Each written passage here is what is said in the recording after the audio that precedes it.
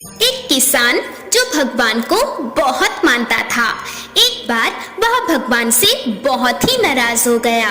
किसान बहुत ही मेहनती था। बहुत मेहनत के बाद वह खेती में अनाज उगाता, उसकी देखभाल करता, लेकिन अक्सर उसकी फसल खराब हो जाती। कभी बाढ़ आ जाती, कभी सूखा पड़ जाता, तो कभी तेज धूप और कभी आंधी आ जाती। किसी न किसी वजह से उसकी फसल खराब हो जाती।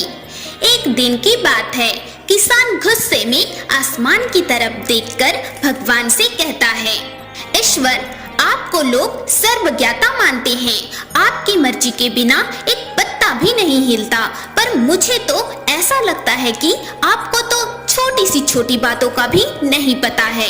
आपको तो यह भी नहीं पता कि खेती बाड़ी कैसे होती है।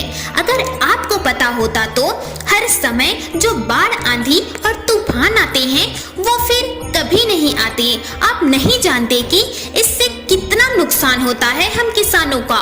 यदि आप मेरे हाथ में ऐसी शक्ति दे दें कि जैसे मैं चाहूँ वैसा मौसम कर दूं, फिर आप देखना मैं अन्न के भंडार लगा दूंगा। भगवान किसान के इन तीखे वाक्य को सुनकर मुस्कुरा रहे थे और वह किसान के सामने प्रकट हुए और बोले, मैं आज से तुम्हें ऐसी शक्ति देता हूँ कि तुम अपने खेतों पर तुम्हारी जैसी इच्छा हो तुम वैसा मौसम कर दोगे। मैं इसमें बिल्कुल भी दखल नहीं दूंगा, सब तुम्हारी इच्छा से ही होगा। किसान वरदान पाकर बहुत खुश हो गया। अब किसान ने अपने खेतों में गेहूं की फसल बोई। अब जब किसान को लगता कि खेतों को धूप चाहिए तो खेतों पर धूप कर देता। जब पानी बरसाना चाहता तो पानी बरसा देता। आंधी, तूफान, बाढ़ आदि कुछ भी उसने अपने खेतों पर आने नहीं दिया। किसान के खेत में इस वर्ष ऐसी फसल हुई जैसी शायद पहले कभी न हुआ। हरी भरी लहलहाती फसल को देखकर किसान मन ही मन बहुत खुश हो रहा था और सोच रहा था कि अब सबूत के साथ दिखाऊंगा भगवान को ऐसे किया जाता है शक्ति का सही उपयोग। मेरी सफलता देखकर तो उन्हें अपने नियम जरूर बदलने पड़ेंगे। कुछ ही दिन और गुजरे। अब फसल कटने को तैयार थी। किसान बहुत उत्सुकता के साथ फसल को जैसे ही काटने लगा तो उसकी नजर गेहूं की बालियों पर गई, तो उसने अपना सिर पीट लिया और वह रोने लगा। गेहूं की एक भी बाली में गेहूं का एक भी दाना न था। सारी बालियां अंदर से खाली थी। अब किसान ने भगवान को रोते हुए फिर से पुकारा, हे प्रभु, तुमने ये मेरे साथ क्या किया? तुमने मुझे ऐसी सजा क्यों दी? भगवान प्रकट हुए और बोले, पुत्र, ये तो होना ही था, क्योंकि तुमने अपनी फसल को संघर्ष करने का मौका ही नहीं दिया।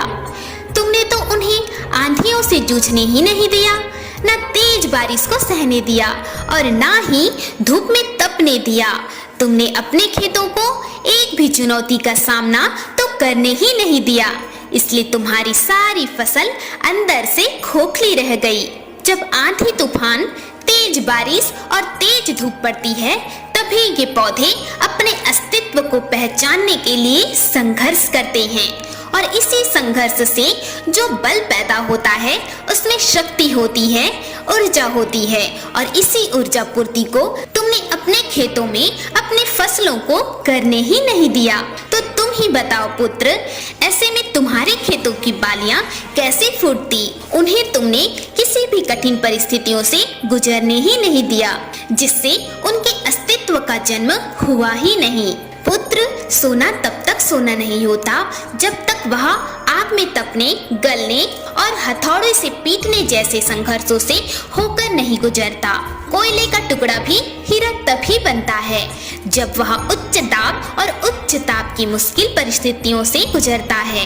इसी तरह यदि जिंदगी में संघर्ष ना हो, कोई चुनौती ना हो, तो इन गेहूं की बालियों की तरह सबका जीवन खोखला रह जाता है। पुत्र, याद रखना, विपरीत परिस्थितियां, चुनौतियां और समस्याएं इंसान को और भी अधिक निखार देती है। अब किसान भगवान की बातें सुनकर सब कुछ समझ गया और आगे से उसने भगवान से शिकायत करनी छोड़ दी और खुशी खुशी मेहनत करने लगा। दोस्तों, अगर जीवन में कठिन परिस्थिति आए तो घबराना नहीं चाहिए, बल्कि उनका डट कर सामना करना चाहिए और विश्वास करना चाहिए कि आप और अधिक निखर जाएंगे और अधिक मजबूत बन जाएंगे। हर हर महादेव।